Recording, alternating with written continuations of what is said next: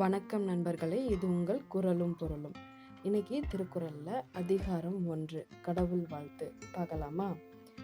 குறள் எண் 1. அகர முதல எழுத்தெல்லாம் ஆதிபகவன் முதற்றே உலகு. பொருள்: எழுத்துக்கள் எல்லாம் அகரத்தை அடிப்படையாக கொண்டிருக்கின்றன. அதுபோல உலகம் கடவுளை அடிப்படையாக கொண்டிருக்கின்றது. குறள் எண் 2. கற்றதனால் ஆய பயனன்கொல் வாளறிவன் நற்றால் தொழாரினேன். பொருள்: தூய அறிவு வடிவாக விளங்கும் இறைவனுடைய நல்ல திருவடிகளை தொழாமல் இருப்பாரானால் அவர் கற்ற கல்வியினால் ஆகிய பலன் என்ன? குறள் எண் 3. மலர்மிசை ஏகினான் மானடி சேர்ந்தார் நிலமிசை நீடு வாழ்வார். பொருள்: மனமாகிய மலர் மீது சென்று இருப்பவனாகிய கடவுளின் சிறந்த திருவடிகளை எப்போதும் நினைப்பவர் இப்பூமியில் நெடுங்காலம் வாழ்வர். குறள் எண் 4. வேண்டுதல் வேண்டாமை இலானடி சேர்ந்தார்க்கு யாண்டும் இடும்பை இல.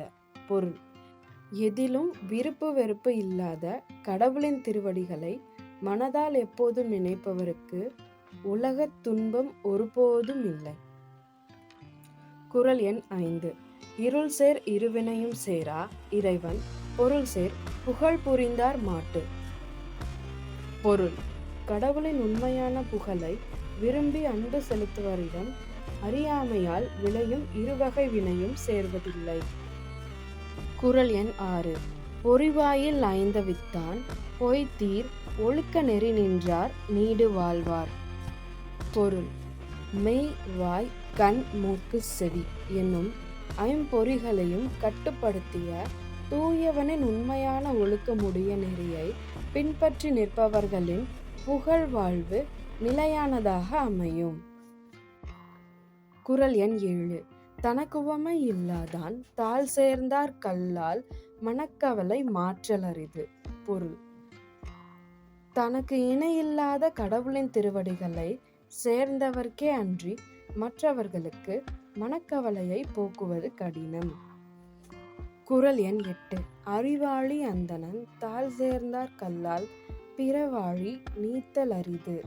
பொருள்: அறக்கடலான கடவுளின் திருவடிகளை சேர்ந்தவரே அல்லாமல் மற்றவர் பிறவியாக கடலை நீந்தி கடப்பது கடினம். குறள் எண் 9.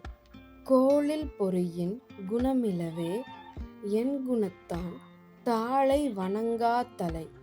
பொருள்: என்னும் நல்ல குணங்களுக்கெல்லாம் இருப்பிடமாக கடவுளின் திருவடிகளை வணங்காத தலைகள் புலன்கள் இல்லாத பொறிகள் போல இருந்தும் பயனில்லாதவையே.